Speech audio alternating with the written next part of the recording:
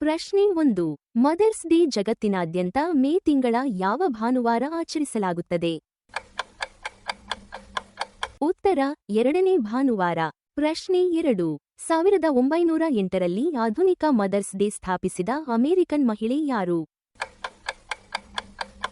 ಉತ್ತರ: ಅನ್ನಾ ಜಾರ್ವಿಸ್. ಪ್ರಶ್ನೆ 3. ಛತ್ರಪತಿ ಶಿವಾಜಿ ಮಹಾರಾಜರ ತಾಯಿಯ ಹೆಸರೇನು?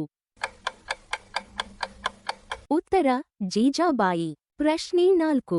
ಮಹಾತ್ಮ ಗಾಂಧಿಯ ತಾಯಿಯ ಹೆಸರೇನು? ಉತ್ತರ: ಪುತಲಿಬಾಯಿ. ಪ್ರಶ್ನೆ 5. ಗೌತಮ ಬುದ್ಧನ ತಾಯಿಯ ಹೆಸರೇನು? ಉತ್ತರ: ಮಾಯಾದೇವಿ. ಪ್ರಶ್ನೆ 6. ಭಾರತದ ಮೊದಲ ಮಹಿಳಾ ಪ್ರಧಾನಿ ಇಂದಿರಾ ಗಾಂಧಿಯ ತಾಯಿಯ ಹೆಸರೇನು? ಉತ್ತರ: ಕಮಲಾ ನೆಹರು. ಪ್ರಶ್ನೆ 7. ಮದರ್ ತೆರೆಸಾ ಯಾವ ವರ್ಷ ನೊಬೆಲ್ ಶಾಂತಿ ಪ್ರಶಸ್ತಿ ಗೆದ್ದರು?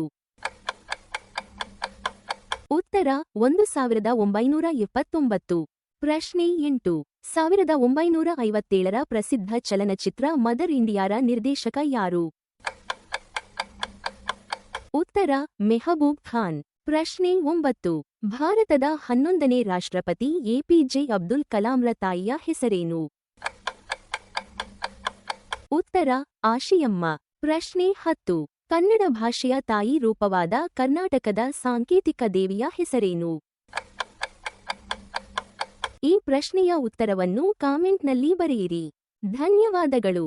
ಲೈಕ್ ಮಾಡಿ, ಶೇರ್ ಮಾಡಿ, ಫಾಲೋ ಮಾಡಿ.